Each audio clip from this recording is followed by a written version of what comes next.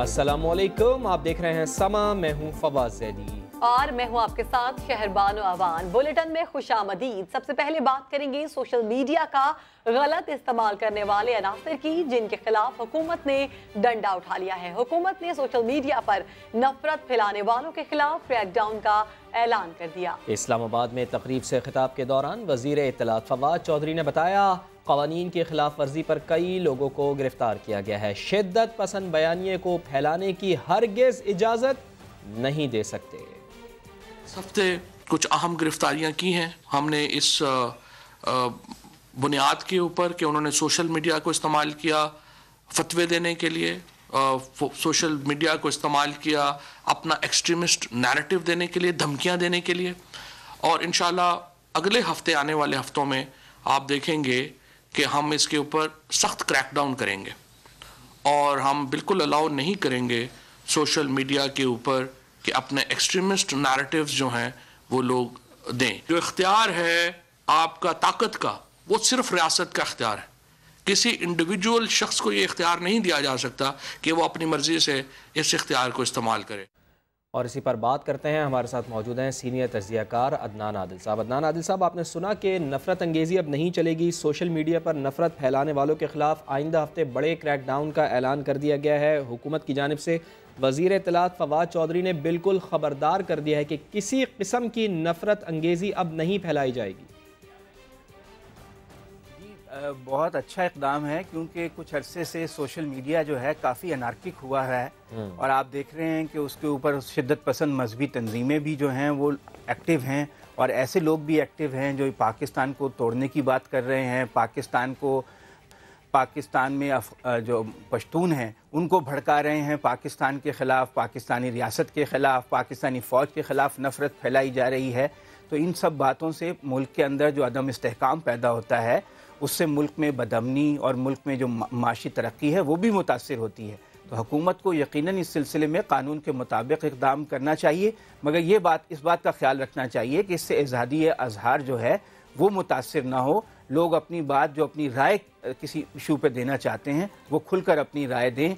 ये तासुर पैदा ना हो कि हुकूमत जो है वो अपने सियासी मुखालफिन को कुचलना चाहती है इस आड़ में। अगर ऐसा हुआ, उसका जो गलत इस्तेमाल है उससे फिर हुकूमत के लिए भी मसाइल पैदा होंगे और लोग जो हैं वो इसकी मुखालफत करेंगे। इंसानी हकूक़ की तंजीमें और अपोजिशन जो है वो इसकी मुखालफत करेगी। तो हुकूमत को चाहिए कि तमाम को ऑन बोर्ड ले, इंसानी हकूक़ की तंजीमों को, सियासी अपोजिशन को, और ऐसा लाया अमल बनाए जिस पे सबका इत्तफाक़ राय हो। और वो लोग जो रियासत के ख़िलाफ़ नफ़रत फैला रहे हैं या मजहबी मुनाफरत फैला रहे हैं या पाकिस्तान में कौमियतों को लड़ाना चाहते हैं, उनके खिलाफ कार्रवाई करना बहुत ज़रूरी है और हुकूमत को ये करनी चाहिए। हुकूमत को ये करनी चाहिए। अदनान आदिल साहब।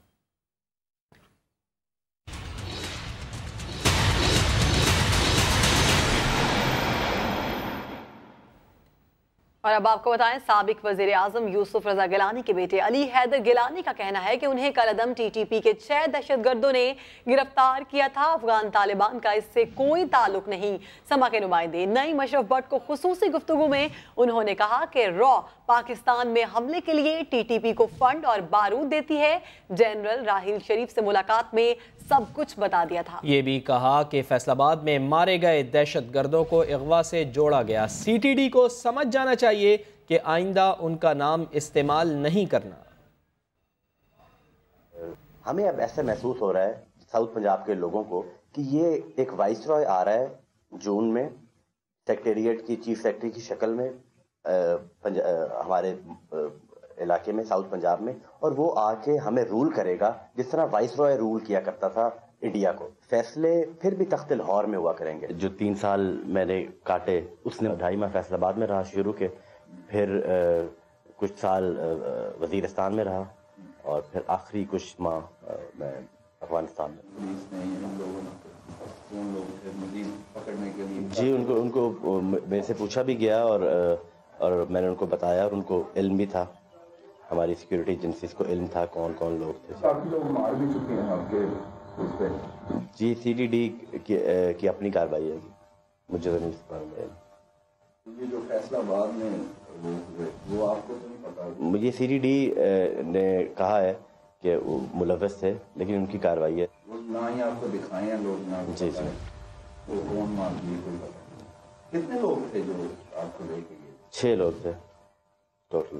6 کا گروپ تھا, گینگ تھا, لیکن اس میں سے کافی حد تک میرے خیال میں نیوٹرلائز ہو گئے. دیکھیں جو سائیوال کا جو انسیڈنٹ ہوا ہے اس کو ہم نے بڑے ہر لیول پہ اس کو کنڈیم کیا ہے. بڑا افسوسناک واقعہ ہے, بڑی درندگی سے ان کو مارا گیا, بے قصور لوگوں کو مارا گیا. یہ بڑی زیادتی کی CTD نے, اور اس طرح کے عمل کر کے ہم یہ بات ثابت کرتے ہیں کہ ہمارے میں اور ان میں کوئی فرق نہیں ہے. کہنا چاہیں گے کہ بس کریں آپ؟ بالکل. دیکھیں میرا مقصد نہیں ہے کہ میں کوئی یہ کہوں کہ جی یہ کسی بے گناہ کو کہ یہ میرے اغوا میں یہ ملوث تھا یا یہ ملوث تھا. مجھے تو اس کا علم نہیں ہے. وہ CTD اگر یہ ایسے کارروائیاں کر رہی ہیں تو ان کو پوری ٹھوس معلومات ہونی چاہیے اور پھر وہ ایکشن لیں. لیکن ان کی اپنی کارروائی ہے, میرا اس سے کوئی لینا دینا نہیں. میں نے کہا آپ فائنلی یہ تو کہیں گے. میرے خیال میں ان کو مجھے کہنے کی ضرورت نہیں, اب ان کو خود سمجھ لگ گئی ہے. اب وہ خود بھی احتیاط کریں گے اور میرا نام نہیں استعمال کریں گے. نہیں, مجھے انہوں نے اغوا نہیں کیا تھا. مجھے تو پاکستانی القاعدہ نے اغوا کیا تھا اور پھر پاکستانی طالبان کے بعد میں رہا ہوں. لیکن یہ جو طالبان ہے یہ تو افغانی طالبان ہے. تو جو یہ افغانی طالبان ہے ان کا تو ایک اپنا کاز ہے جی, ان کی اپنی لڑائی ہے, لیکن وہ ختم ہونی چاہیے. را کا بڑا ہاتھ ہے TTP کے اندر. یہ بات میں نے پاکستانی جنتا کو بھی بتائی ہے. یہ ادھر ہی آپ نے سارا دیکھی جی. مثلا کیا تھا, وہ لوگ ملتے تھے آ کے؟ مطلب یہ بات سننے کو ملتی تھی کہ جی انہوں نے India through different channel TTP کو فنڈ کرتا ہے اور TTP کی ڈفرینٹ فیکشنز کو, اور کہ پاکستان فوج پہ حملہ کریں, چیک پوسٹوں پہ حملہ کریں یا تعلیمی اداروں پہ اور پاکستان کے اندر سیٹل ایریاز میں کارروائی کریں. تو اس پہ ان کو پیسے بھی ملتے ہیں, ان کی فنڈنگ بھی وہ کرتے ہیں, بارود بھی دیتے ہیں. یہ اغوا کرنے کا مقصد, ان کو پرائمری مقصد تو یہی تھا کہ میں یوسف رضا گیلانی کا بیٹا ہوں, تو یہی وجہ تھی ان کی کہ انہوں نے سوات کا آپریشن بھی کیا, ساؤتھ وزیرستان کا آپریشن بھی کیا, باقی جتنے بھی آپریشن تھے وہ کیے. اور انہی کے دور میں اسامہ بن لادن کا بھی وہ ایپیسوڈ ہوا, تو ان کو غم و غصہ تھا. جو 3 سال میں نے کاٹے اس نے مجھے ایک زیادہ مضبوط انسان بنایا. وہ چاہتے تھے کہ مجھے ذہنی طور پہ توڑنا چاہتے تھے.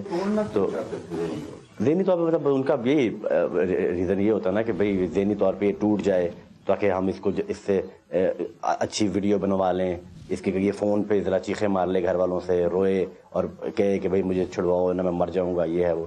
ایسا کچھ میرے نہیں ہونے دیا اپنے ساتھ. الیکشن میں بھی مجھے ذہن میں تھا کہ پچھلی دفعہ بھی میرے ساتھ ایسے ہوا, تو مجھے احتیاط بھی کرنی چاہیے کہ لڑنا بھی چاہیے کہ نہیں لڑنا چاہیے. تو میں نے یہ فیصلہ کیا کہ نہیں, میں یہ اپنے آپ کو بھی ثابت کرنا چاہتا ہوں اور ان کو بھی ثابت کرنا چاہتا ہوں جنہوں نے مجھے اغوا کیا. 2 سال بعد گھر فون بھی کیا تو ایک نیگوسیشنز چل رہی تھیں, لیکن انہی کے دوران ہی نیگوسیشن کے دوران ہی مجھے ایک ریڈ کے اندر امریکنز نے رہا کروایا, جس کے اوپر میں کتاب بھی لکھ رہا ہوں. غلط پروپیگنڈا کر رہی تھی ایک فورن ریڈیو چینل, تو اس کی میں نے بڑی حد تک ان ڈیپتھ ڈیٹیل اور اسٹڈی کر کے میں نے بتایا تھا جنرل رحیل شریف صاحب کو. تو انہوں نے کہا تھا ہم اس پہ ایکشن لیں گے, اور بعد میں ہمیں نظر بھی آیا کہ وہ ریڈیو اسٹیشن بین ہو گیا پاکستان میں. وہ کیا کہہ رہے تھے؟ وہ بیسکلی بہت زیادہ ایک پشتون نیشنلزم ڈالنا چاہ رہے تھے اس خطے کی عوام میں. یہ تو انٹرنیشنل ریڈیو تھا, لوکل ریڈیو نہیں تھا. اور یہ فوراً ایک ملک کسی اور ملک کے اوپر ایسے کرے گا, کیونکہ آپ کو پتہ ہے یہ ہائبرڈ وار چل رہی ہے. آپ کی نشاندہی پہ کوئی بہتری ادھر آئی ہے وزیرستان میں؟ جی کچھ ایسے ایشوز تھے جہاں پر میں نے ایک انپٹ دی تھی. تب جنرل رحیل شریف صاحب تھے. کافی حد تک بارڈر سیکیورٹی کے اوپر ہم نے بات کی ڈیٹیل میں. اب بارڈر کی سیکیورٹی بہت بہتر ہے. میں دوبارہ وزیرستان کا دورہ میں نے کیا اور انہی جگہوں کا کیا جہاں پر میں رہا ہوں. میں نے یہ دیکھا کہ اب تو سیکیورٹی کے حالات بہت یکسر تبدیل ہو گئے.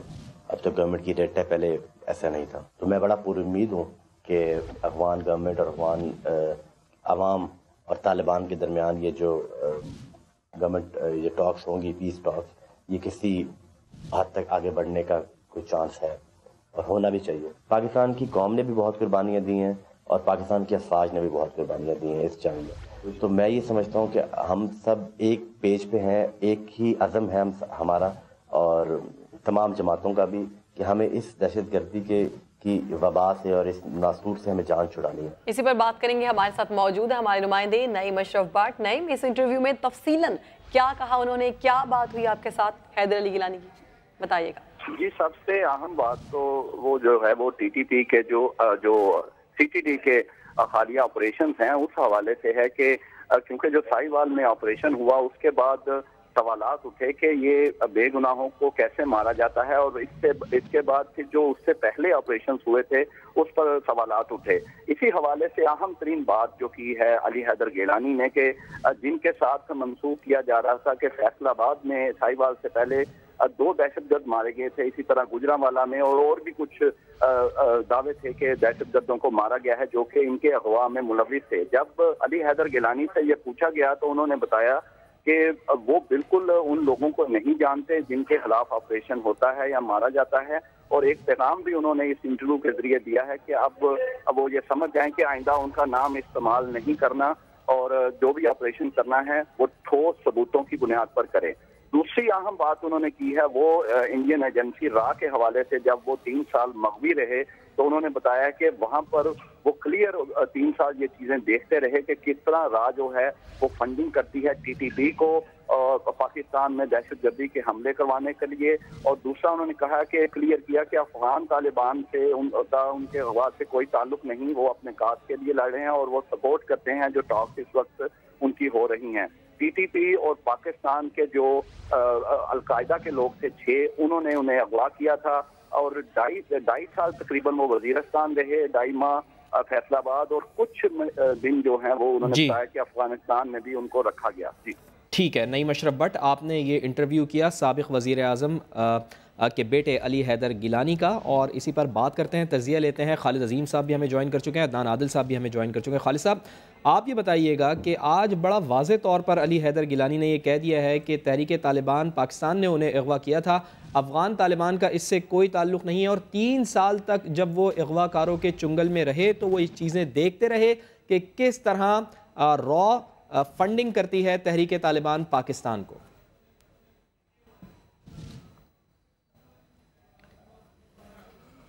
خالد عظیم صاحب. فواد, 3 سال کا عرصہ بہت زیادہ عرصہ ہوتا ہے, اور وہ بھی ایک ایسا میچور آدمی جو پالیٹکس میں پوری طرح سے متحرک ہے. جی فواد, میں عرض کر رہا تھا کہ 3 سال کا عرصہ بہت بڑا عرصہ ہوتا ہے, اور خاص طور پہ ایک ایسے شخص کے لیے جو کہ پولیٹیکل میچورٹی رکھتا ہے اور وہ معاملات کو بہت اچھی طرح رکھتا ہے. وہاں انہوں نے اپنی قید کے دوران جو کچھ آبزرو کیا اس کو انہوں نے بیان کیا. اگرچہ یہ کوئی انکشاف نہیں ہے, ٹی ٹی پی اور را کا جو تعلق ہے, باہمی گٹھ جوڑ ہے, وہ اور بہت سی چیزوں سے ہمارے سامنے آ چکا ہے. ایسے شواہد ہماری انٹیلیجنس ایجنسیز کے پاس ہیں, اور اس کے بعد پھر کلبھوشن یادو نے جو انکشافات کیے ہیں ان سے بھی یہ جو نیکسس ہے, ان کا جو آپس میں باہمی ربط ہے, اس کے بارے میں بہت سی چیزیں سامنے آئیں.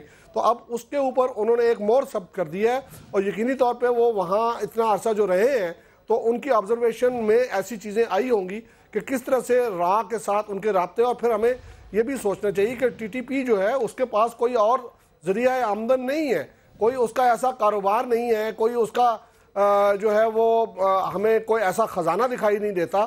یقینی طور پہ اس کو فنڈنگ ہوتی ہے, اور فنڈنگ کے لیے سب سے جو ساری پاکستان کے اندر بدامنی پھیلانے کے لیے جو ہے وہ راہ ہمیشہ سے متحرک رہی ہے. اور بہت سے ایسی اس سے پہلے بھی ہمارے پاس کہانیاں آ چکی ہیں کہ کس انداز میں راہ نے ان عناصر کو, وہ کہیں پہ بھی ہوں, وہ سندھ میں ہوں, بلوچستان میں ہوں, پنجاب میں ہوں, جنوبی پنجاب میں ہوں, وہ فاٹا میں ہوں, وہ کے پی میں ہوں, ان کو ہمیشہ ان کی مدد حاصل رہی ہے. وہ فوری طور پہ ہر وقت تیار رہتے ہیں. اور یہ اب علی حیدر گیلانی نے وہاں پہ جو ان کے رابطے دیکھے ہیں, جس انداز میں ان کی جو گفتگو تھی, اس گفتگو میں یقیناً وہ غیر محتاط بھی ہوئے ہوں گے بہت دفعہ ٹی ٹی پی کے لوگ, تو وہ اس چیز کو انہوں نے وہاں پہ نوٹ کیا.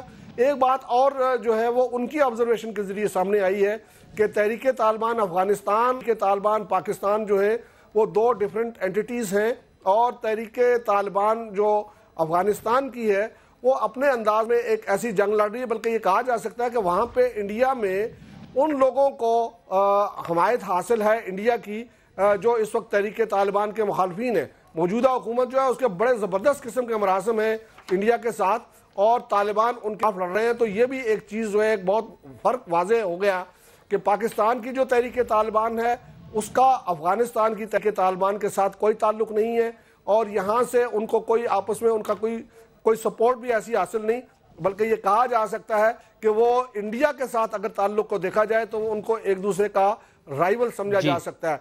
तो ये सारी चीज़ें जो है ये मैं समझता हूँ कि उनकी उस ऑब्जर्वेशन पे मबनी है जो 3 साल के दौरान उनकी वहाँ पे रही है, और उन्होंने न सिर्फ ये है कि वहाँ राह के लोग जो हैं उनके साथ राब्तों को देखा है, बल्कि उस फंडिंग के हवाले से भी उनको टेंजिबल चीज़ें मिली हैं कि राह जो है वो TTP को मुतहर्रिक करने के लिए, उनको फार रखने के लिए किस अंदाज में अपने ख़जानों के मुंह खोले हुए है, और उसका मकसद सिर्फ और सिर्फ एक है कि किसी न किसी तरह से पाकिस्तान के अंदर जो है वो बेअमनी फैली रहे, और यहाँ दहशत गर्दी की कार्रवाइयों के ज़रिए यहाँ इनका जो नर्वस सिस्टम ब्रेक डाउन किया जाए। लेकिन अब सूरत हाल ये है कि वो उनका वो वार जो है वो कहा जा सकता है बहुत हद तक नाकाम हो चुका है। पहले ज़माने में तो शायद मैं और आप इस अंदाज में तहरीक तालिबान पाकिस्तान का नाम लेके भी शायद प्रोग्राम न कर पाते, फौरी तौर पे चिट आ जाती थी, लेकिन अब खुलम खुला उनको हॉन्ट किया जा रहा है, उनका पीछा किया जा रहा है, पाकिस्तान की फोर्सेस भी कर रही हैं और पाकिस्तान के अवाम भी कर रहे हैं। ठीक है खालिद अजीम साहब, रॉ की जो एक्टिविटीज़ हैं तहरीक तालिबान पाकिस्तान के हवाले से, जिस तरह अली हैदर गिलानी ने इंकशाफ किया है, उसके ऊपर तो आपने बड़ी तफसील से गुफ्तगू की है। अदनान आदिल साहब, आप ये बताइएगा कि CTD को पैगाम भी दिया है अली हैदर गिलानी ने कि आइंदा मेरा नाम सोच समझ कर लें, चूँकि फैसलाबाद में जो मारे जाने वाले दहशतगर्द हैं उनसे उनके अगवा का ताल्लुक़ जोड़ा गया था। इसके ऊपर भी रोशनी डालिएगा, और ये भी बताइएगा कि इसी इंटरव्यू में सियासी बात भी कर गए अली हैदर गिलानी कि जनूबी पंजाब में अलहदा सेक्रेटेरिएट बनाने का फ़ैसला दुरुस्त नहीं है। वो ये कहते हैं कि उन्हें ऐसा लगता है कि कोई अंग्रेज़ दौर का वाइस राय जिस तरह आया करता था, इसी तरह का कोई वाइस राय मुल्तान में आएगा। देखिए, बात यह है कि जो फैसलाबाद में CTD ने ऑपरेशन किया उसमें उन्होंने पूरी कार को उड़ा दिया। उस पर उसी दिन से बहुत से लोग जो हैं शुबहात का इजहार कर रहे हैं कि पता नहीं उसमें लोग थे भी या नहीं थे, सिर्फ इन्होंने कार्रवाई डालने के लिए और अपने साहिवाल के जो ऑपरेशन है उसको जस्टिफाई करने के लिए ये कोई जालसाजी की है। तो उस पर बाकायदा जुडिशल इंक्वायरी होनी चाहिए कि वो फैसलाबाद में कौन लोग थे।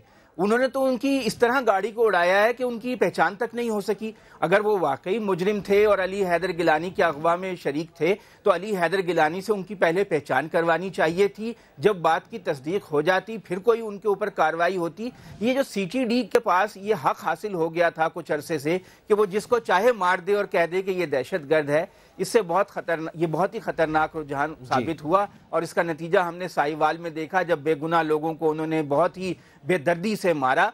तो इस पे यकीनन अब हुकूमत को CTD के बारे में गौर करना चाहिए, उसके नए SOPs बनाने चाहिए, उनको गाइडलाइन देनी चाहिए। और जहां तक जनूबी पंजाब की बात है तो अली हैदर गिलानी को पहले तो अपने बाप यूसुफ रजा गिलानी से शिकवा करना चाहिए कि वो 4 साल से ज़्यादा वज़ीर आज़म रहे और जनूबी पंजाब की एम्पावरमेंट के लिए, अलग सूबा बनाने के लिए कोई छोटा सा कदम भी नहीं उठा सके। अब जो हुकूमत सेक्रेटेरिएट बना रही है उसका फ़ायदा होगा या नहीं होगा ये तो वहाँ के अवाम तय करेंगे। अगर वहाँ के लोगों को सर्विस डिलीवरी ज़्यादा मिलती है, वहाँ उनके काम जल्दी बढ़ जाते हैं, उन्हें लाहौर नहीं आना पड़ता, तो वो यकीनन एक कामयाब होगा। वो एक सियासी मुखालिफ है इसलिए मुखालफत कर रहे हैं। दिल साहब, खालिद अजीम साहब, नईम अशरफ भट्ट, आपका भी बहुत शुक्रिया। आगे बढ़ें, आपको बताएं नए पाकिस्तान के बाद नया कराची पैकेज की सिफारिशात वज़ीर आज़म को भेज दी गई। शहर को ग्रेटर कराची मेट्रोपॉलिटन शहर बनाना है। क्या सिफारिशात हैं, जानते हैं फैसल खान की इस रिपोर्ट में। नए पाकिस्तान के बाद अब बनेगा नया कराची। गवर्नर सिंध की ट्रांसफॉर्मेशन कमेटी ने नया कराची पैकेज की सिफारिशात वजीर आज़म इमरान खान को जमा करा दी। 2047 तक ग्रेटर कराची मेट्रोपॉलिटन शहर बनाने के लिए 2021 तक मास्टर प्लान तरतीब देने की सिफारिश की गई है। कराची के लिए 200 अरब रुपए भी मांग लिए। मई 2019 से 500 बसें फिक्स रूट पर चलानी है। ग्रीन लाइन सर्विस मई 2019 से शुरू करने की सिफारिश की गई है। फरवरी 2020 तक 200 आरओ प्लांट लगाने की भी सिफारिश की गई है। ज़ेरे ज़मीन लाइनों के पुराने निज़ाम को तब्दील करने के लिए वाटर एंड सीवरेज बोर्ड को इमदाद देने की सिफारिश भी कर दी गई। इतना ही नहीं, केफ और केनाल में अब HDP पाइप लगाने की सिफारिश भी कर दी गई। देखना यह है कि वज़ीर आज़म सिफारिशात की मंजूरी कब देते हैं और क्या साईं सरकार इन सिफारिशात पर अमल होने देगी। फैसल खान, समा, कराची। कराची को ग्रेटर कराची मेट्रोपॉलिटन बनाने की तैयारी होने लगी है। वफाक के तहत शहर में ग्रीन लाइन मंसूबे पर काम जारी है। गवर्नर सिंध ने वज़ीर आज़म को सिफारिशात में कहा है कि इसी साल ग्रीन लाइन प्रोजेक्ट शुरू करना है। ग्रीन लाइन पर कितना काम हो गया है, क्या मई तक शहरियों को ये ट्रैक दे दिया जाएगा? इसी पर बात करेंगे अशरफ खान से। अशरफ, इस हवाले से अपडेट कीजिएगा। जी, हम बताएं, कराची के लिए जो 11 सालों में सबसे बड़ा मंसूबा जो कहा गया था ग्रीन लाइन मंसूबा, वहाँ पे हम मौजूद हैं। ये गुरु मंदिर की जगह है। तकरीबन सुरजानी से लेकर गुरु मंदिर तक का जो ट्रैक है वो मुकम्मल हो चुका है। 18.4 किलोमीटर लंबा ट्रैक है। यहाँ पे जो बताया गया ट्रैक तो तैयार हो गया, लेकिन इसके बाद जो 3 किलोमीटर आगे का जो रास्ता है जो कि नुमाइश पे अंडरपास है और टावर तक जाना है, उस पर काम होना अभी बाकी है। अब सिचुएशन देखें, जो 18 किलोमीटर का ट्रैक तैयार हुआ है उसमें तकरीबन 18 बस स्टेशन है, उस पर अभी काम मुकम्मल नहीं हुआ है, उस पर काम जारी है, इसमें वक्त लगेगा। जो ट्रांसफॉर्मेशन कमेटी है उन्होंने जो सिफारिश की है कि मई 2019 तक ग्रीन लाइन मंसूबा शुरू कर दिया जाए, तो इसमें अगर हम देखें तो बहुत सारा काम अभी बाकी है जो कि 3.5 महीने में मुकम्मल होता हुआ दिखाई नहीं दे रहा है। जो सर्वे किया है 18 स्टेशन के साथ जो मज़ीद 3 किलोमीटर है, वो 3 स्टेशन और तैयार करें तो तकरीबन 21 स्टेशन बनते हैं जो कि बनना तैयार हैं। बाकी बस टर्मिनल जो सर्विस होगी सुरजानी पे, वो भी अभी तैयार नहीं हुआ है। तो इन सब प्रोसेस के लिए तकरीबन जो कहा जा रहा है कि 4 से 5 महीने लगेंगे। लेकिन यहाँ पे गवर्नर सिंध की सरबराही में जो एक कमेटी बनी है, वहाँ पे ये बात की गई है कि मई 2019 तक ये ग्रीन लाइन मंसूबा तैयार हो जाए। अब देखना ये है कि कराची वालों के लिए जो इतनी बड़ी खुशखबरी है, इसमें कितना वक्त लगता है, लेकिन ये 2019 तक मई में तैयार हो सकेगा। पाकिस्तान सिटीजन पोर्टल की दूसरी, इंडोनेशियन एप्लीकेशन की पहली और अमेरिकन एप्लीकेशन की तीसरी पोजीशन रही। तारीख में पहली बार किसी भी बैनुल अक़वामी मुकाबले में हुकूमती एप्लीकेशन की शानदार कामयाबी पर वज़ीर आज़म इमरान खान ने भी ट्वीट के जरिए खुशी का इजहार किया। खैबर पख्तूनख्वा से ताल्लुक रखने वाले IT माहिरीन ने सिटीजन पोर्टल एप्लीकेशन सिर्फ 45 दिनों में बिला मुआवजा तैयार की थी, जिसके जरिए 4,20,000 शिकायत में से 55% शिकायत का इजाला किया जा चुका है। करने और रेड जोन मुकम्मल तौर पर सील करने का फैसला हमारे साथ 16 और 17 फरवरी को मेट्रो बस रावलपिंडी तक महदूद रहेगी। नूरुल अमीन, दानिश रिपोर्ट करेंगे आप। मरहबा वलीअहद मरहबा, बड़ा दौरा, बड़ी तैयारी और बड़ा सिक्योरिटी प्लान। सऊदी वलीअहद के दौरे के लिए पूरी हिकमत अमली तैयार। जुड़वा शहरों में सैकड़ों चेक पॉइंट्स कायम, दाखिली और खारजी रास्तों पर सख्त पहरे। मोहम्मद बिन सलमान 1000 अफराद के काफिले के साथ हफ्ते को 2 रोजा दौरे पर पाकिस्तान आएंगे। बड़े दौरे के हवाले से कानून नाफिज करने वाले इदारों और सऊदी सिफारत खाने का मुश्तरका इजलास। ऐसा हिफाजती प्लान तरतीब दे दिया कि चिड़िया भी पर नहीं मार सकती। पुलिस और रेंजर्स के 2000 से ज्यादा एहलकार तैनात होंगे। वलीअहद की आमद से पहले सिक्योरिटी टीम का रिहर्सल का फैसला। सिक्योरिटी प्लान के मुताबिक 16 और 17 तारीख को रेड जोन और इस्लामाबाद की फजाई हदूद मुकम्मल तौर पर बंद रहेगी। मेट्रो बस भी सिर्फ रावलपिंडी में चलेगी। लाहौर पेशावर से आने वाली ट्रैफिक को एक्सप्रेस वे इस्तेमाल की इजाजत नहीं होगी। मरी रोड, कश्मीर हाईवे और शाहराह दस्तूर आम ट्रैफिक के लिए बंद करने का फैसला। मोबाइल फोन सर्विस भी जुज़वी तौर पर बंद रहेगी। सऊदी वलीअहद वज़ीर आज़म हाउस में क़याम करेंगे। पाकिस्तानी क़यादत से मुलाकातें होंगी। दोनों मुल्कों के दरमियान अरबों डॉलर की सरमायाकारी के मुआहदे होंगे। पाकिस्तान को तनहा करने की भारतीय कोशिशें मुसलसल नाकाम हो रही हैं। दुनिया इस्लामाबाद की जानिब देख रही है। वज़ीर ख़ारजा शाह महमूद कुरैशी कहते हैं पाकिस्तान में सरमायाकारी के लिए राब्ते किए जा रहे हैं। पाकिस्तान पर अक़वाम आलम का एतमाद बढ़ने से भारत में सफ़े मातम बिछेगी। इंडिया की पॉलिसी रही है, हिकमत अमली रही है कई सालों से कि पाकिस्तान को डिप्लोमेटिकली आइसोलेट किया जाए, तन्हाई की तरफ धकेला जाए, और अल्हम्दुलिल्लाह उसमें उनको यके बाद दीगर नाकामी हो रही है। तो ये पाकिस्तान की कामयाबी है, पाकिस्तानी कौम की कामयाबी है कि दुनिया आपसे ताल्लुक़ बना रही है, दुनिया आपसे राब्ते कर रही है, दुनिया आपको दावतें दे रही है, दुनिया आपके मुल्क में इन्वेस्टमेंट करने के लिए तैयार है, दुनिया आपके साथ तजारती मुआहदे कर रही है। तो ये वोट ऑफ कॉन्फिडेंस है पाकिस्तान पर। تو ہندوستان تو یقیناً پسند نہیں کرے گا، صفِ ماتم تو پیچھے گی۔ پاکستان نے امریکہ کو بھی پیچھے چھوڑ دیا ہے۔ دبئی کے ورلڈ گورنمنٹ سمٹ میں پاکستان سٹیزن پورٹل چھا گیا۔ مقابلے میں دوسری پوزیشن حاصل کرنے پر وزیر اعظم عمران خان نے بھی ٹویٹ کیا ہے۔ وزیر اعظم عمران خان کے عوام سے وعدے صرف بیانات تک محدود نہیں، عوام سے وزیر اعظم تک براہ راست رابطے اور ان کی شکایات کو حل کرنے کے لیے تیار۔ سٹیزن پورٹل ایپلیکیشن نے دبئی ورلڈ گورنمنٹ سمٹ میں میدان مار لیا۔ 87 ممالک کی 4646 ایپلیکیشنز میں سے پاکستان سٹیزن پورٹل کی دوسری، انڈونیشین ایپلیکیشن کی پہلی اور امریکن ایپلیکیشن کی تیسری پوزیشن رہی۔ تاریخ میں پہلی بار کسی بھی بین الاقوامی مقابلے میں حکومتی ایپلیکیشن کی شاندار کامیابی پر وزیر اعظم عمران خان نے بھی ٹویٹ کے ذریعے خوشی کا اظہار کیا۔ خیبر پختونخوا سے تعلق رکھنے والے آئی ٹی ماہرین نے سٹیزن پورٹل ایپلیکیشن صرف 45 دنوں میں بلا معاوضہ تیار کی تھی، جس کے ذریعے 4,20,000 شکایت میں سے 55% شکایات کا ازالہ کیا جا چکا ہے۔ حاضر ہوتے ہیں اس بریک کے بعد، ہمارے ساتھ رہیے۔ اور اب آپ کو بتائیں، لاہور میں کاری کے مبینہ تشدد سے 8 سالہ بچہ جان سے گیا۔ پوسٹ مارٹم رپورٹ میں تشدد ثابت ہو گیا۔ 8 سالہ جنید کے سر، چہرے اور کمر پر تشدد کے نشانات ہیں۔ ملزم قاری فیض نے عبوری ضمانت کرا رکھی ہے۔ جہانگیر خان کی رپورٹ۔ 8 سالہ بچے کی مدرسے میں ہلاکت، پوسٹ مارٹم رپورٹ میں تشدد کی تصدیق ہو گئی۔ جنید باغبان پورہ کے مدرسے میں زیر تعلیم تھا۔ 7 فروری کو اسے تشدد کا نشانہ بنایا گیا، جو جان لیوا ثابت ہوا۔ رپورٹ کے مطابق بچے کے سر، چہرے اور کمر پر تشدد کے نشان ہیں۔ جنید کے ورثاء نے FIR میں معلم قاری فیض کو نامزد کر رکھا ہے۔ واقعے کے خلاف پریس کلب کے سامنے احتجاج بھی کیا گیا تھا۔ گورنمنٹ لیول کے اوپر ہر طرح کی پابندیاں لگی ہوئی ہیں کہ اس کو تشدد نہیں کرنا۔ سر اتنا ظلم، اتنا تشدد، چھوٹا سا 12 سال کا بچہ مار مار کے اس کو ختم کر دیا۔ ملزم قاری فیض نے عبوری ضمانت کرا رکھی ہے۔ پولیس کے مطابق پوسٹ مارٹم رپورٹ کی بنیاد پر ملزم کی ضمانت خارج کرانے کی درخواست کی جائے گی۔ لاہور میں پتنگ باز کو پولیس نے سرعام تشدد کا نشانہ بنا ڈالا۔ ویڈیو سامنے آ جانے پر حکام نے نوٹس لے لیا ہے۔ پولیس اہلکار آپے سے باہر ہو گئے، پتنگ بازی کے الزام میں لڑکے پر تشدد۔ واقعہ پیش آیا سبزہ میں۔ پولیس اہلکاروں نے پتنگ اڑانے والے لڑکے کو چھت سے نیچے بلایا اور گلی میں ہی مار پیٹ شروع کر دی۔ 2 پولیس والوں نے پہلے تو تھپڑ مارے، پھر ایک اہلکار لڑکے کو بالوں سے پکڑ کر جھنجھوڑتا رہا۔ کسی کو مارنا، کسی پہ تشدد کرنا، وہ بھی سرعام اس طرح سے، یہ چیز تو جائز نہیں ہے۔ پتنگ بازوں کے خلاف کارروائیوں میں پولیس کی جانب سے اختیارات کے ناجائز استعمال کی شکایات عام ہیں۔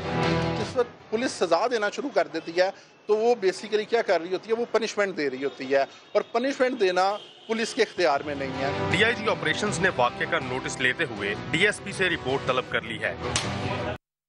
کراچی سے خبر دیں گے آپ کو۔ گلستان جوہر بلاک 15 میں شادی والے گھر میں لوٹ مار، 4 گھریلو ملازماؤں نے فرار ہونے کی کوشش کی تو علاقہ مکینوں نے دھر لیا۔ ایک ملازمہ رقم لے کر رفو چکر ہو گئی۔ اس حوالے سے مزید جانتے ہیں سماجی نمائندے شاہ نواز علی قادری ہمارے ساتھ موجود ہیں۔ شاہ نواز، جو خاتون فرار ہوئی ہے اس کو پکڑنے کے لیے پولیس کیا کر رہی ہے اور کتنا نقصان ہوا ہے ان کا؟